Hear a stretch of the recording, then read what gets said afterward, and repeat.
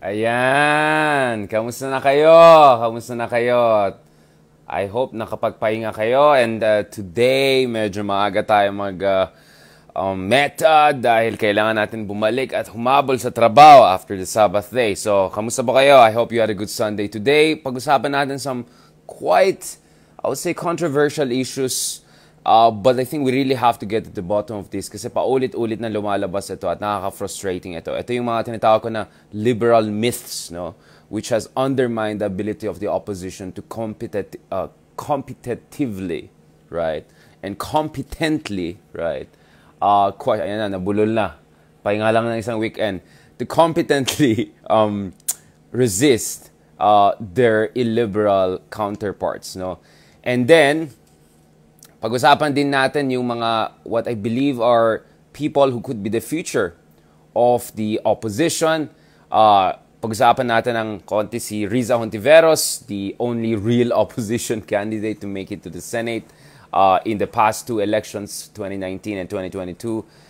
Pag-usapan din natin si Vico Soto, but I think I'll talk about him more in the future, in more in depth, kasi I think he's he's going to be a very important figure dito sa future ng ating politika, no? And I think he's a very complex, multi-layered political figure and character. So yon, ayan, medyo rusty pa tayo. Okay guys, so napansin ko yung approach natin in the past was more Socratic. So medyo dialogical, medyo freewheeling, medyo just jamming around, no? Parang nasa agora lang tayo talking to random people. But I thought, base dun sa mga recent mga metas natin, napansin nyo na my approach is more Aristotelian, more inductive. We built the key arguments slowly, one by one, and then in a methodical way, no? So I hope ma-appreciate nyo itong approach natin.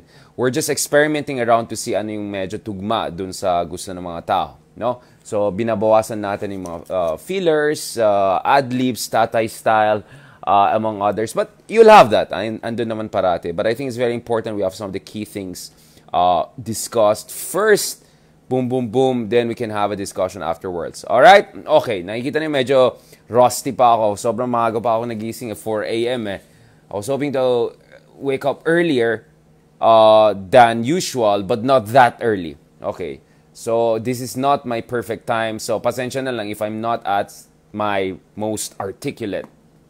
Now, there are 4 myths I want to discuss because I think we have to really demolish itong mga myths na ito para magkaroon tayo ng tamang pagsusuri doon sa mga kakulangan ng opposition throughout the years and how can they come back stronger. Because whether sa kampo ka ng BBM or kampo ka ng opposition or kampo ka ng ISCO, whatever, alam natin sa isang demokrasya kailangan natin ng matinong opposition para magkaroon ng equilibrium at some sort of balance. Parang yin and yang yan. So kung wala kang parang seryoso or totoong opposition, then it's hard to even talk about a democracy. Because a democracy is not the rule of majority in a way na just the majority dictates its terms on the rest. No? Ang tawag dyan, tyranny of the majority. Isa po tayong constitutional democracy. So it's something that we have to keep in mind. Alright? Kanina actually gumising tayo ng masyadong maaga at hindi ko talaga oras yan. I'm a night person. Sa gabi talaga ako nagsusulat, nagtatrabaho ng matagalan kasi wala nang distractions. Wala nang Meta, wala nang Twitter, yung mga trolls na iba natutulog, yung mga overtime naman na trolls, hindi ganun ka, parang wala lang. Hindi ako na-challenge sa kanila. So ito po yung music natin kanina pagising natin. Medyo.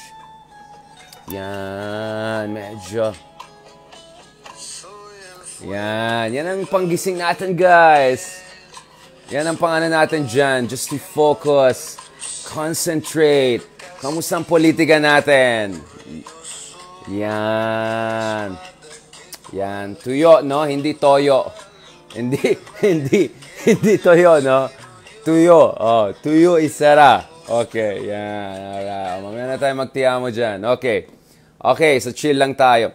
So 4 quick things I want to discuss. Wow. Kulang yata ng kape natin, Let's go quickly. So I'm just going to signpost it. Let's try new style. So I'm going to talk about 4 things. First of all, I'm going to talk about the myth that all of this is just disinformation, right?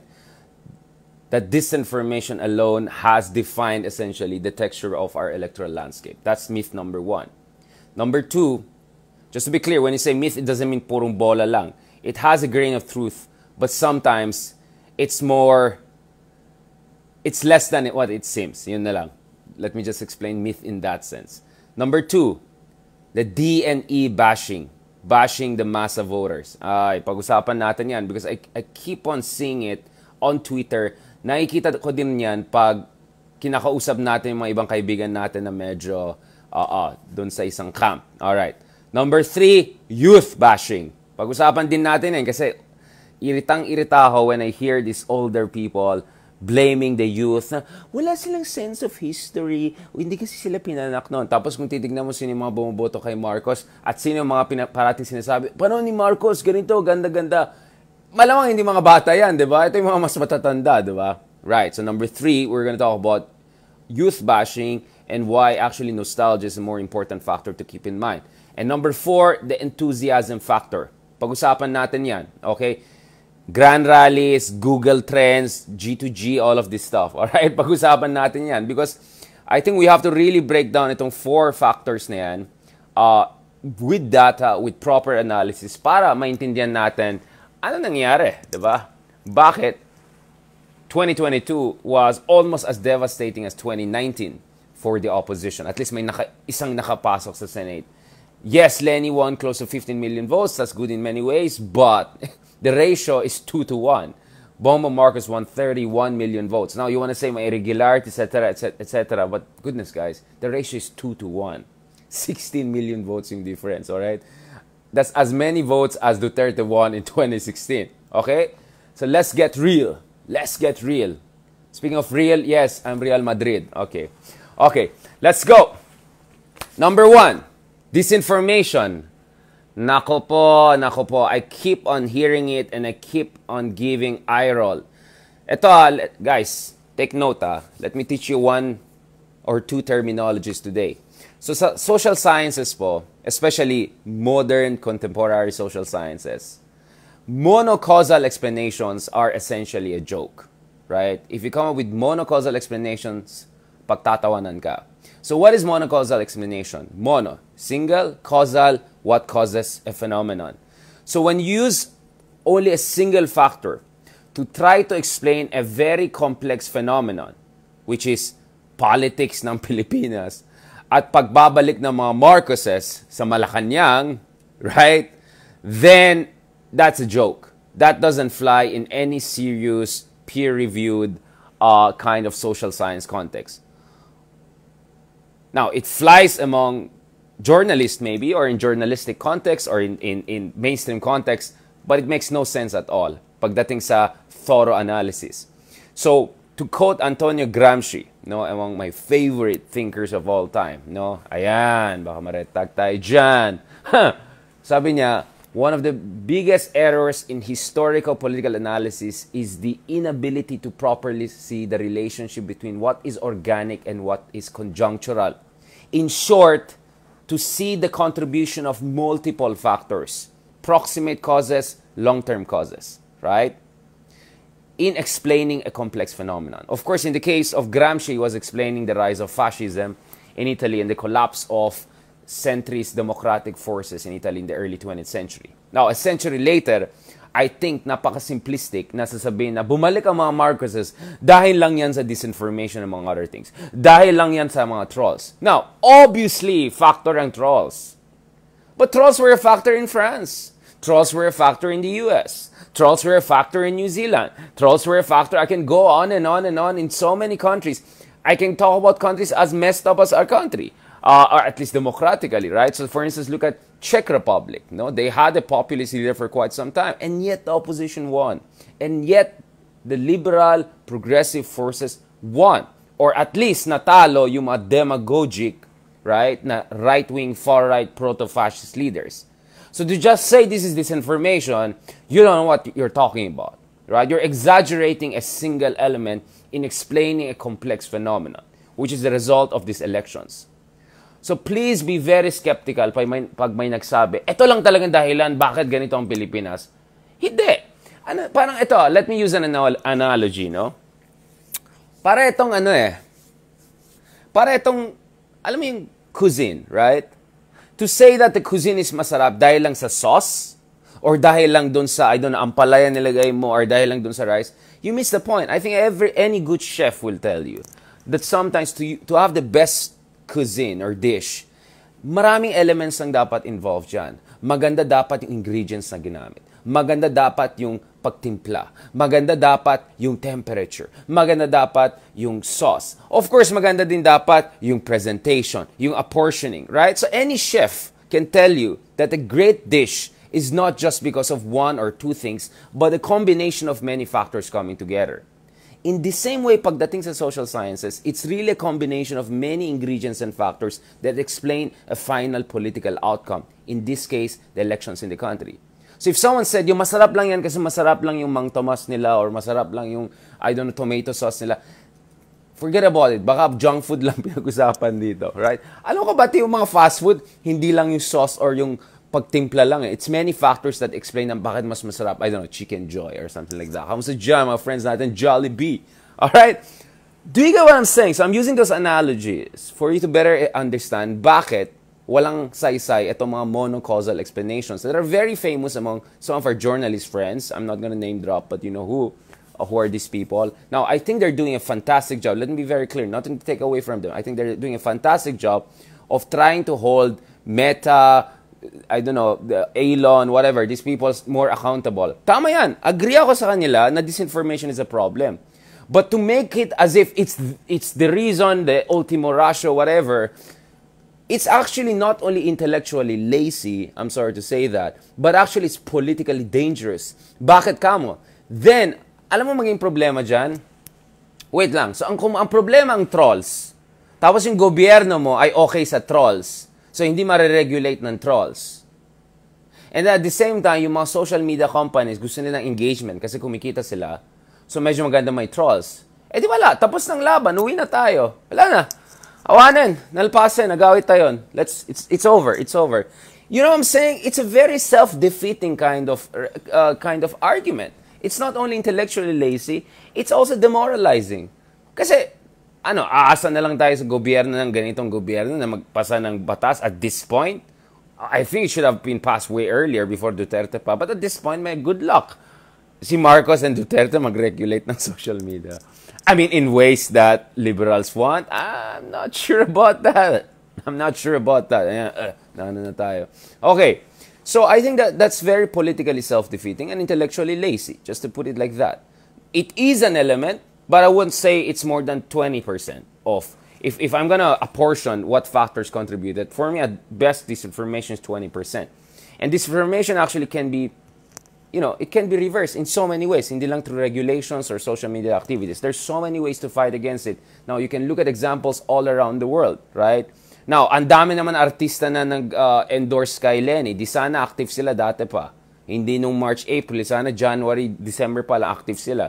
Eh si Vice Ganda lang, millions of views, di ba? Ang meron siya. Imagine if all of these celebrities work together, use their platforms, ang laking audience na marireach mo dyan. Di ba? Now, I'm not gonna say more because it's gonna make me look as if I'm saying kulang yung ginawa. But, yun naman talaga eh. Kulang naman talaga eh. But, I don't want to dwell too much on that. So, just to be clear about this, yes, disinformation is a problem. But to reduce this whole thing to just disinformation completely misses the point, and it's politically self-defeating. Alright? And it's intellectually simplistic. Alright? I'll put it that way. Number two, pag-usapan natin ito. Yung D&E bashing. Nako po. I keep on hearing this. Nako po. This is not only ethically and morally reprehensible, it's again intellectually lazy. Unang-una, there is just no way for Pinoy to have won in 2010, for Lenny to have won vice presidency in 2016, for people like Vico Soto to have won, for Riza Ontiveros to have won, if they didn't have D&E support. The D&E are between 70 to 80% of our total electorate. That includes vast majority of the 15 million almost who voted for Lenny. Alright? Let's get that very, very, very clear. Kasi yun ang nagiging problema ko eh. Nagsasalita ng tao, hindi naman sila nag-aaral. Ito, tingnan mo to. 8 out of 10, base dun sa mga data, are D. Ang liit ng ABC. Ang liit ng ABC. ABC 6%. Ito yung tip ng pyramid. You barely can see it. Mas malaki pang blue ng ballpen ko. That's ABC. Alright? To say, you know what I'm saying? There's no one who could win in any major elections kung wala kang suporta sa D. Are you kidding me? Alright?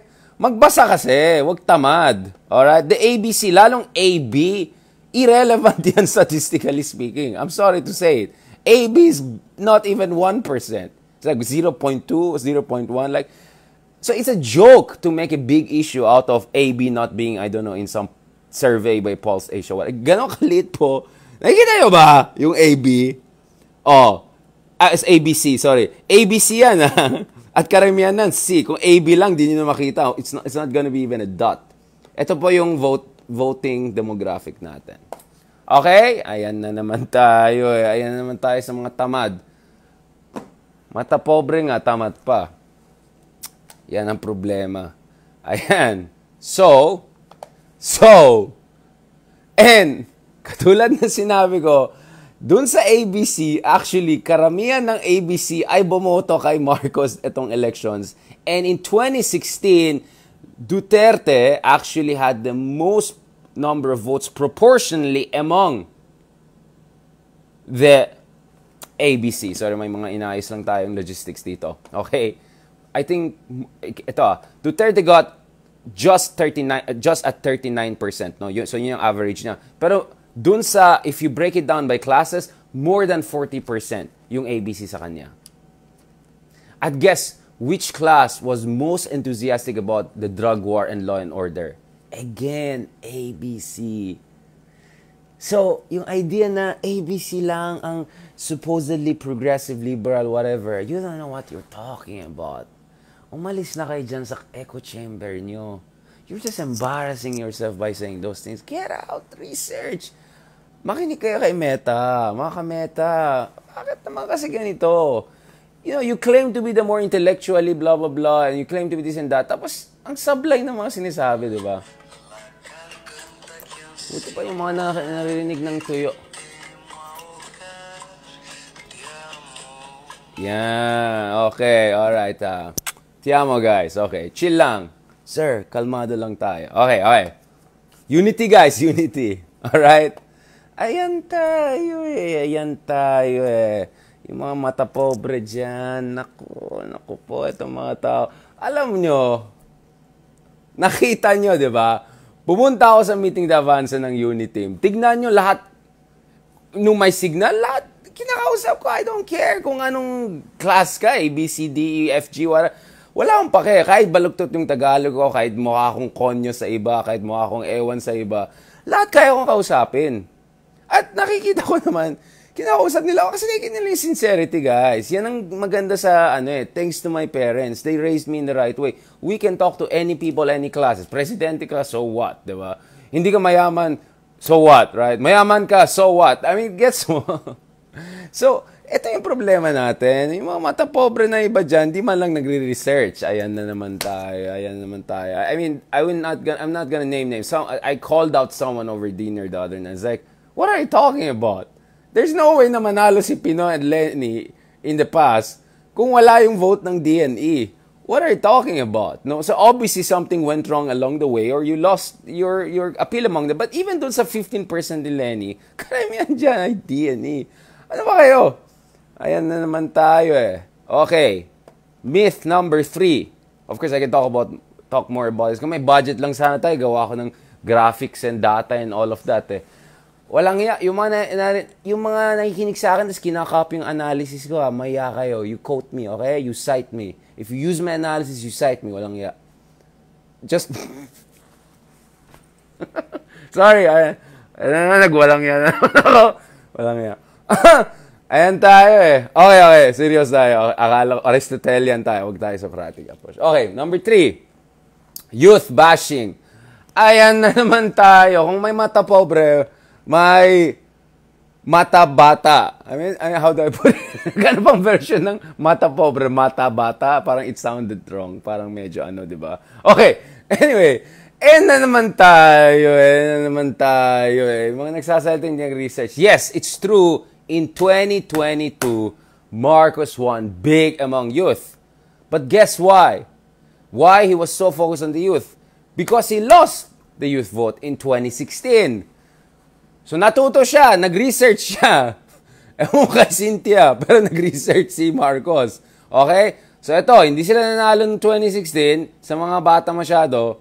So nag-reboot sila. O, ito, di ba, in-explain ko na naman sa inyo yan. Itong silver, yung mga matatanda, yan ang pinakamaraming bumoboto kay BBM noong 2016. Yung blue na pinakamaliit, yan ang mga millennials. Tsaka mga medyo mas matatandang Gen Z.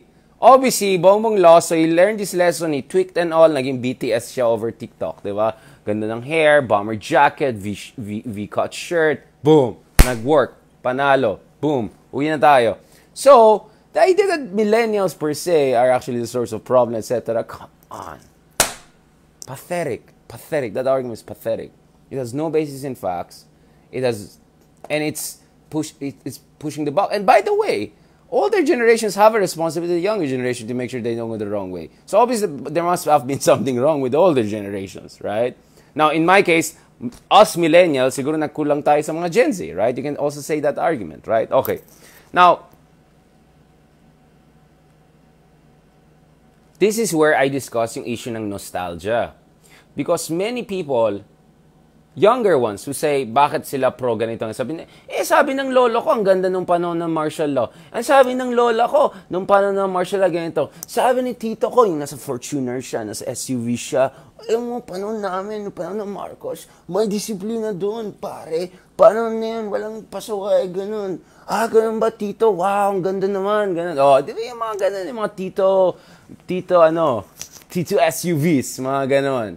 Mga Tulfo style, mga ganon. Yeah, mga Tulfo style. Yun. Yan silang pasimuno ng mga nostalgic politics at nostalgic populism.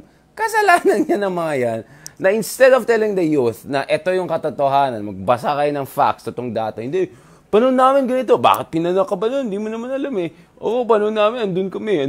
Like, except all cognitive sciences will tell you that memories can be twisted based on your emotional state of mind. Kaya nga, nostalgia is a romanticization of the past based on your frustration with the present.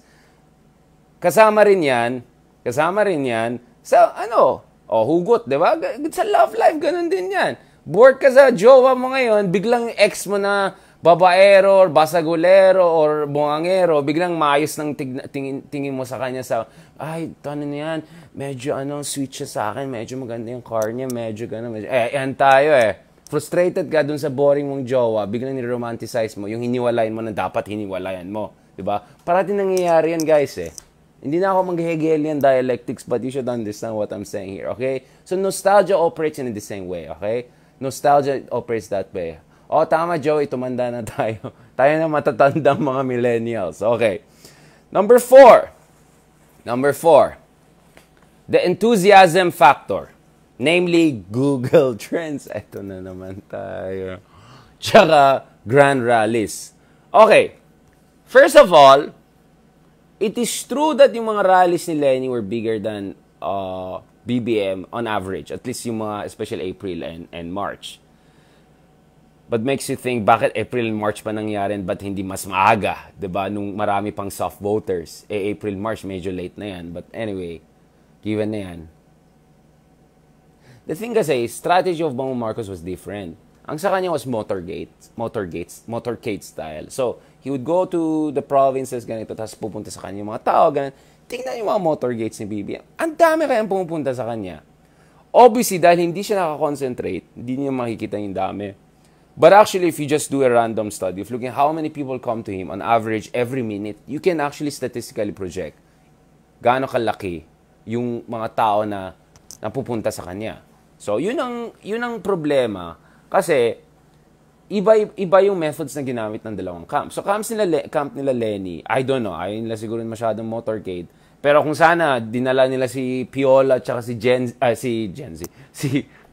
Vice G, nung January, December pa lang, sana dami pumunta sa motorcade, kahit ayaw kay Lenny, pupunta pa rin sila kasi andun si Vice Ganda. Ginawa nila yon, kahit motorcade, marami sana But So, mukhang yung Lenny team, nag-focus na lang doon sa Grand Naris, parang concentrated na lang, kaysa yung motorcade style. So, it's just a different strategy.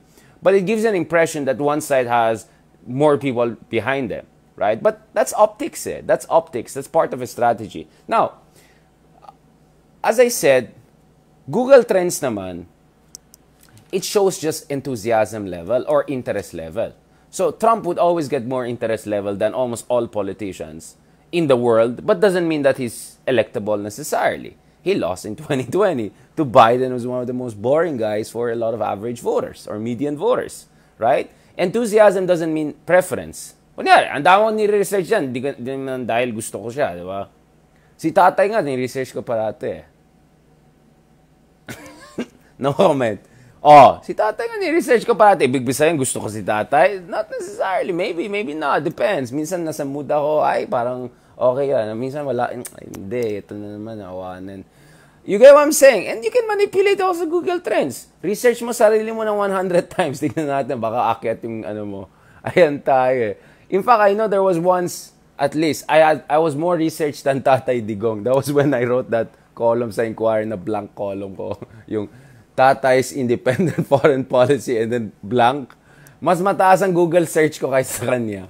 Alright? Yung Google Trends ko mas mataas kay Tatay Digong. Does that mean that I am more politically... No, not necessarily. Maybe in the future, but not now. Or not then, at least. You get one point. And you can actually manipulate that. Put bots, research some person, times 100,000, then you get more Google Trends. Common sense, di ba? Hello? And then the other thing, so if I'm gonna explain it this way, ganito ah. So again, di ba in-explain natin X, Y axis? So yung sa horizontal, this will be the number of supporters. Dito sa vertical, so XY axis tayo, no? This is the enthusiasm level. And then this X axis, etong horizontal axis, think of people across socioeconomic classes and across ideological spectrum. So kung yung ganito kasi yung graph ni Lenny eh, mas maliit yung mga nakuha niya. And so parang it's like that eh, parang oval, parang may ganon, na narrow pero mataas. Kasi mataas ang enthusiasm, narrower yung base. Kay Bongbong, medyo mas malaki yung base, pero enthusiasm is lower. So, semi-circle. You get what's happening here. So, at the end of the day, the one with bigger base will win because an election is not based on enthusiasm. It's actually based on the number of voters. Again, common sense. Common sense. So, yung mga, paano nangyari? Bakit daming ganyan? No, because you can have a narrow base na very more enthusiastic, but it's a narrow base. While you can have a wide base, not very enthusiastic lahat sa'yo, but there's still more. One man, one vote. One woman, one vote. It's not one man, 10 emoji hearts, 10 votes. You know what I'm saying? It doesn't work that way, okay? It just doesn't work. It's a numbers game. It's a numbers game, okay? So, I hope you guys kind of get where I'm coming from. That's why over the past week or so, medyo active ako on Twitter because Twitter is more dominated by, you know, which side. Not the tatay side and all. Twitter kasi kailangan mo medyo witty ka, diba? And medyo may Hemingway prose, sabi nga ni Trump, diba? So, you know, it works differently, the algorithm, right? Now, alam niyo naman, medyo malapit na tayo mag 30 million engagement dyan sa Twitter kasi medyo active tayo dyan sa Twitter over the past few weeks. So, I've been pointing things out in bits and pieces that I think these myths, unless we get over it. Now, just to be clear, yung issue ng mata pobre is not monopoly of any side. Meron din sa ibang sides yan na nakita. Kaya, mag-Lee News style, mag-authoritarian tayo para ito mga, may mata pobre din yan eh. Yung ibang style na gano'n, yung kailangan na authoritarian to keep away, mata pobre din yan. So, I'm not saying one side lang may myth. I'm saying that all sides have their own delusions and myths. But I think now I had to emphasize this for one side if they want to move forward in the best way possible. Now, ayaw makinig ulit, bahala kayo sa buhay niya. At least I'm doing my part. And please, don't do the anong ambag mo style. Diyan ka lang bakit hindi ka po? Ayan tayo eh. Di kasi kayo nakikinig eh. Kung nakinig sana kayo sa mga may alam, di, hindi 2-to-1 ratio. Di sana medyo closer yung fight niya, di ba? Di kayo nakikinig eh. Ayan tayo eh. Ako nga, pinapakinggan ako ng mga iba't ibang camps eh. Walang iya. Alright, okay. Even yung mga ayaw sa akin, nakikinig sa akin kasi alam nila may sense tayo. Oh, di ba, mga ka-unit team dyan, di ba nakikinig kayo sa akin? Ayan tayo. Alam ko, binabantayan ako eh. Okay, now, just to end on this note, So what's the future? What's the future for the opposition in this case? No, again, I'm saying this as an public intellectual. I know it sounds pretentious, but I think it best captures what's happening here. Nanalo si Riza. Nanalo si Riza Ontiveros, and we can look at the factors that contribute to that. But I would say one of the factors that contributes to Riza's success, political success, against all odds is because authentic siya, palaban siya, feisty siya, decisive siya. Andun siya when tough things were happening. Nandun siya sa harap, hindi siya nagtatago, hindi siya nagpapa-interview kahit kanito, hindi siya dithering, hindi yung last minute ganito, last minute ganyan, 11th hour ganito, 11th hour. Hindi ganun si Riza Ontiveros. Riza Ontiveros was the Iron Lady of the progressive movement of the Philippines over the past few years. And I think even yung mga ayaw sa kanya, even they had to give it to her, right?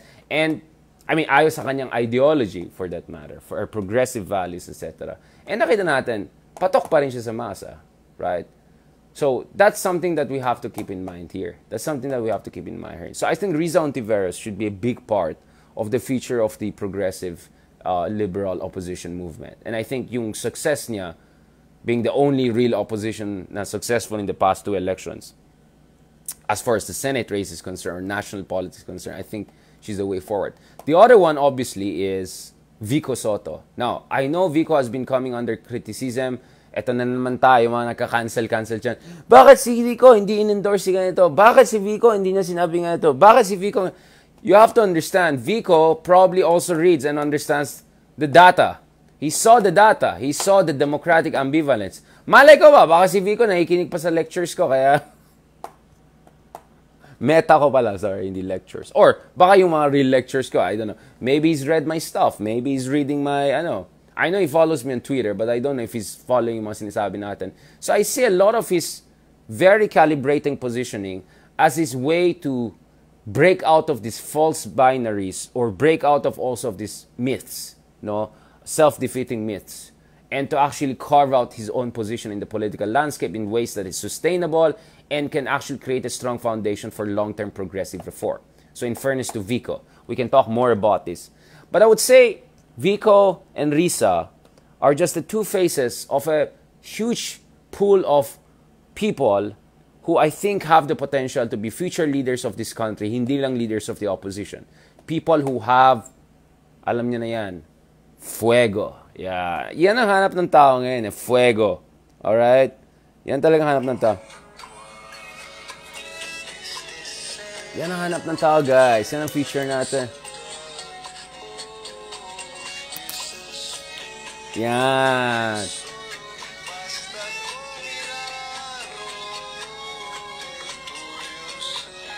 Yan. Yan ang hanap ng tao. Yung may fuego, may palaba, may ano. Yan. Okay? Okay. And yes, tama. Si Riza, ang ganda ng mga batas niya. Very, very prolific doon sa Senado. So see, people look at performance. Hindi totoo na bumoboto lang tao sa ano lang. Bahala na si Robin. Okay? Bahala na si Robin. See, Riza got appreciated. Okay? Because she did her assignment. She fought the good fight.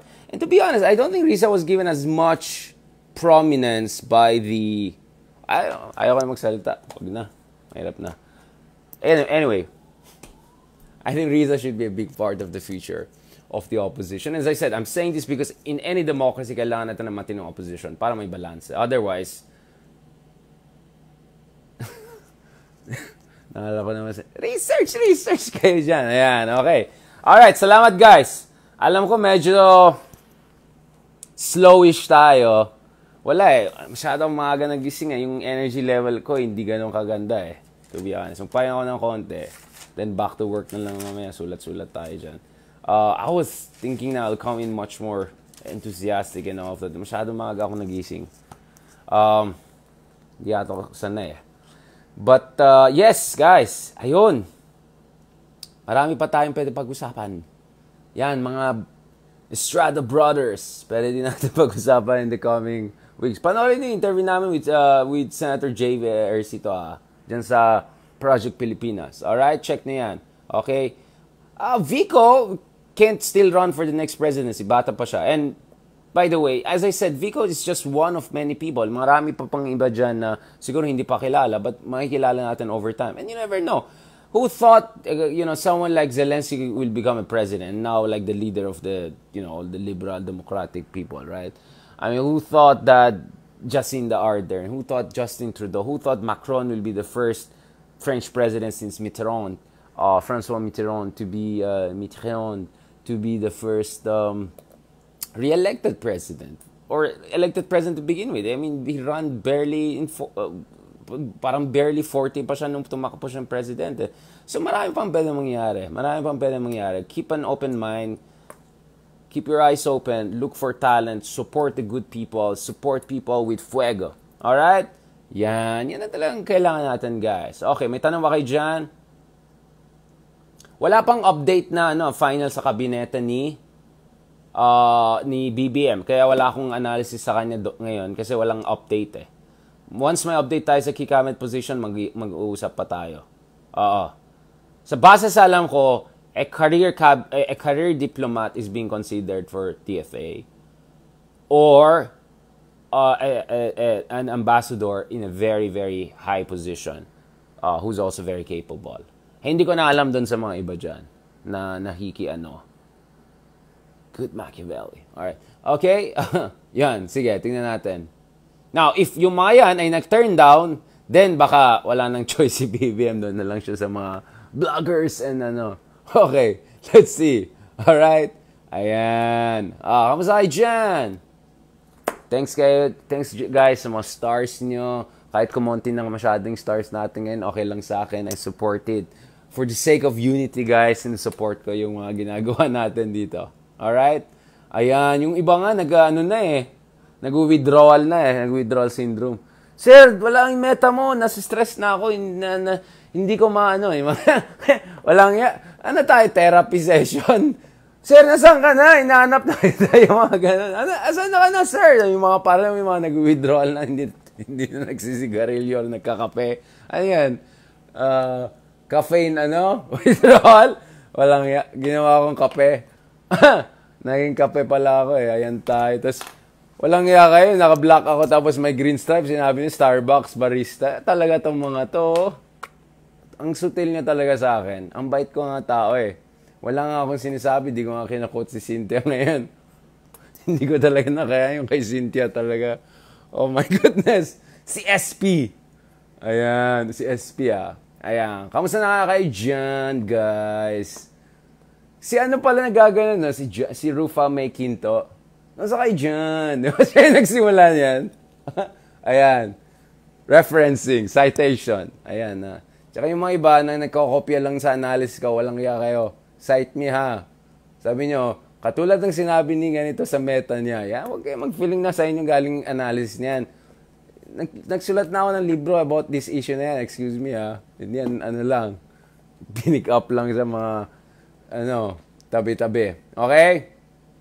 May tanong ba kayo dyan?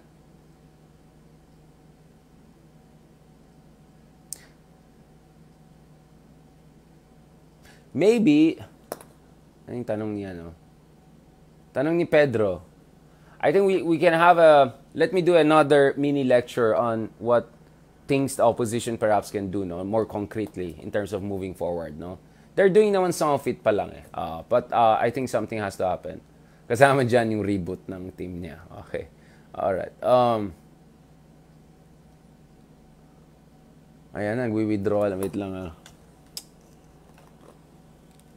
Wala na, matanda na. Hindi ko mabasa. Ano yan? Magla-lunch na tayo. 5 minutes na lang. Relax lang kayo dyan.